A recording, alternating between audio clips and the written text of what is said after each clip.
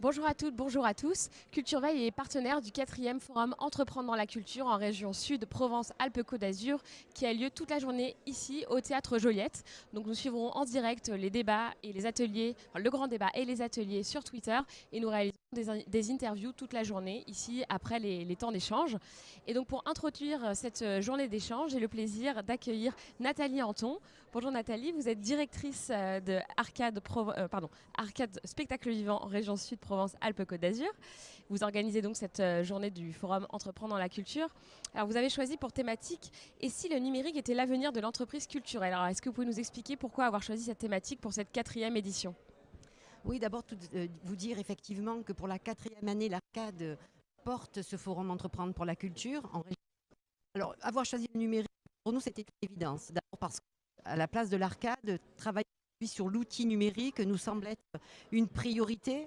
Puis, pédagogiquement, si j'ose dire, travailler avec des acteurs autour de cet outil devient pour nous, en fait, le de nos préoccupations. Toute l'équipe de l'Arcade est aujourd'hui questionnée et nous avons vraiment envie de faire en sorte que cet outil devienne un des outils principaux dans nos préoccupations. Et alors, donc à l'Arcade, vous accompagnez les acteurs du spectacle vivant en région Sud Provence-Alpes-Côte d'Azur.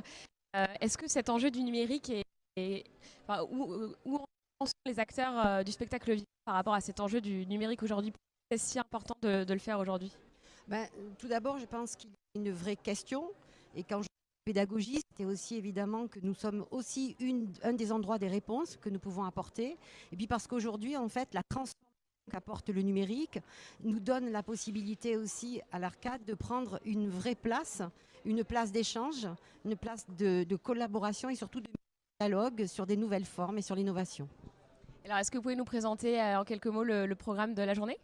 Alors la journée, vraiment, ça nous a permis également de travailler. Alors ce programme est important pour nous parce qu'évidemment, c'est un travail sur le fond, mais également sur la forme. Donc nous avons tenu à ce que ça se déroule qu'en une seule journée, que ce soit aussi extrêmement participatif. Donc 4 ateliers le matin, au cours desquels donc, nous avons travaillé les formes de collaboration, de participation entre intervenants et invités.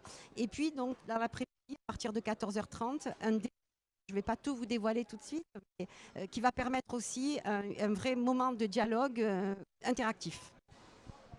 On a hâte d'en savoir plus. Peut-être pour terminer, est-ce que vous pouvez nous rappeler en quelques mots les missions principales de l'Arcade et quels sont peut-être vos enjeux aujourd'hui principaux en 2018?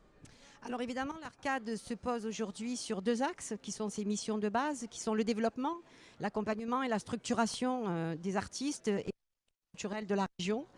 Et d'autre part, le centre qui est en fait un axe aussi très fort de notre travail et de notre mission.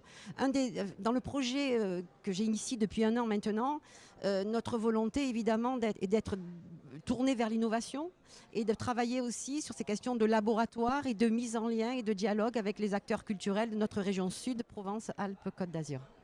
Merci beaucoup Nathalie d'avoir répondu à nos questions. Je vous souhaite une excellente journée de forum. Au revoir.